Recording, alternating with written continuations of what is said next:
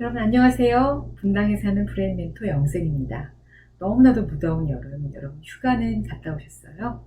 네, 저는 요즘 유튜브 작업에 푹 빠져서 휴가도 반납하고 열심히 유튜브를 만들고 있네요. 네, 오늘은 여러분 SQ를 높이려면 우리 뇌에 치명적인 해를 주는 인터넷 게임에 대해서 또 스마트폰 게임에 대해서 말씀을 드릴게요. 자, SQ를 높이려면요, 우리의 뇌가 아주 말랑말랑한 어린아이의 뇌처럼 굳어있지 않아야 되거든요. 그런데 이 게임을 많이 하게 되면 우리 뇌가 굳어버려요. 뇌가 굳어버리면 당연히 생각하는 능력이나 또 여러 가지 영감을 받을 수 있는 그와 같은 능력이 많이 떨어지게 되죠.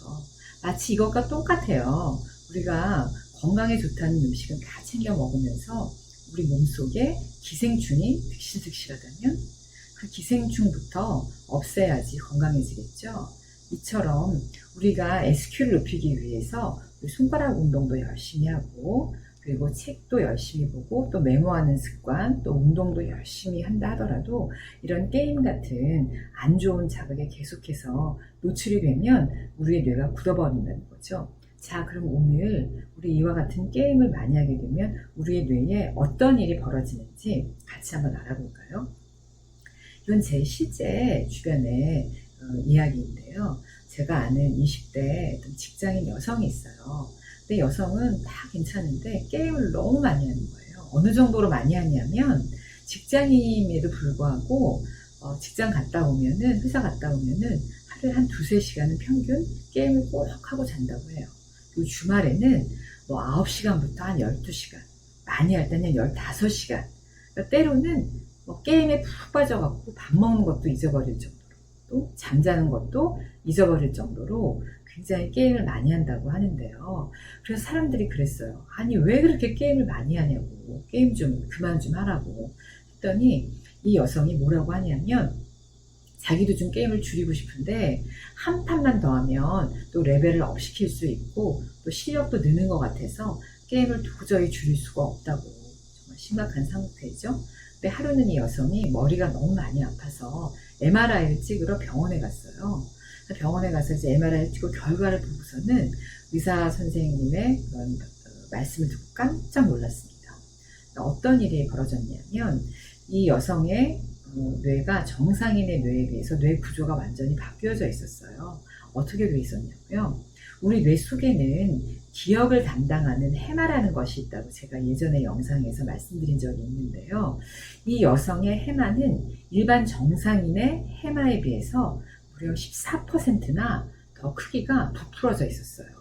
부어 있었다는 거죠. 또 판단력과 그리고 또 기분을 조절하는 능력을 갖고 있는 두정력은 이쪽 머리 위쪽 부분인데요. 이 두정력의 크기 역시 무려 정상인보다 17%나 더 부풀어서 부어 있었어요. 자, 우리도 건강이 안 좋으면 얼굴이나 손, 발이 붓게 되잖아요. 이거는 건강에 굉장히 좋지 않다는 적신호인데, 우리 뇌가 부어있다? 이거는 그만큼 뇌 크기는, 사이즈는 정해져 있는데 또 그 속에서 또 부어져 있기 때문에 그 사이를 타고 흐르는 뇌혈류라던가 뇌 속에 여러 가지 그 혈관 같은 것들이 더 좁아질 수밖에 없고, 이렇게 되면 심각한 뇌혈관 질환을 일으킬 수도 있다는 것이 또 전문가들의 또한 그 예측인데요. 자, 이 정도로 게임을 하게 되면 뇌 구조까지 변하게 된다는 거. 여러분 정말 모르셨죠? 앞으로 게임을 정말로 많이 하게 되면 안 될 것 같아요.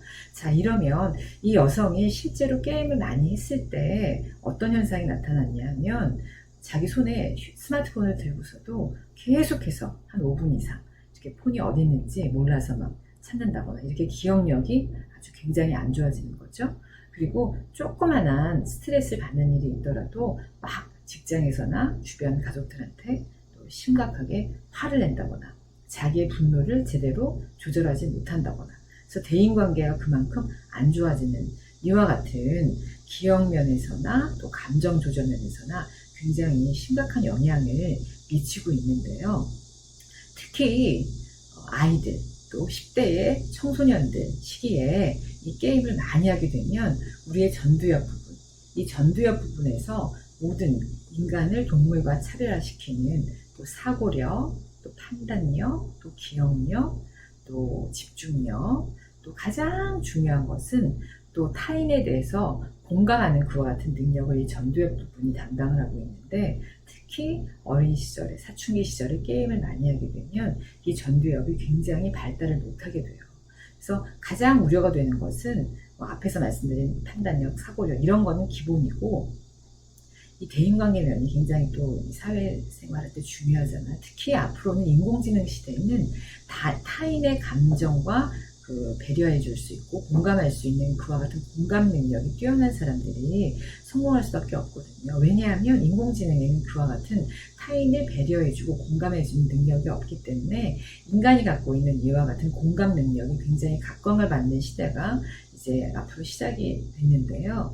이와 같은 공감 능력이 전두엽에서 담당을 하고 있는데, 이 게임을 많이 하면 전두엽의 기능이 마비가 되면서 타인에 대한 감정을 느낄 수가 없게 돼요. 그래서 이런 아이들이 자라서 성인이 되면 만약에 아이들이 잘못해서 누구를 때린다거나 또 말로 상처를 줄 수도 있잖아요. 네, 이와 같을 때 다른 사람이 자기가 가한 폭력에 대해서 얼마나 아픈지 또 얼마나 마음이 상처를 받았는지 여기에 대해서 전혀 공감할 수 없는, 배려할 수 없는 아주 냉혈한이 돼버리는 거예요. 이렇게 돼버리면 또 심각한 범죄에도 또 이어질 수 있다는 것이 전문가들의 또한 예측입니다. 자, 이렇게 우리 뇌 발달에 치명적인 영향을 주는 게임, 특히 아이들 시절에는 게임을 하루에 30분 또는 1시간씩 하는 것도 사실은 전두엽 발달에 굉장히 많은 심각한 영향을 끼치기 때문에 부모님들과 아이들 같이 이야기를 나누면서 이 게임을 정말 많이 하지 않도록 하는 것이 필요한데요. 자, 오늘 제가 준비한 건 여기까지고요. 다음 시간에는 이와 같은 게임을 너무나도 많이 하는 안 좋은 습관, 또는 이게 너무 심각해진 게임 중독, 이것을 어떻게 하면 고칠 수 있을지 많은 분들이 궁금해 하시는데요. 여기에 대해서 제가 좋은 정보를 가지고 오겠습니다. 여러분들 안녕히 계세요.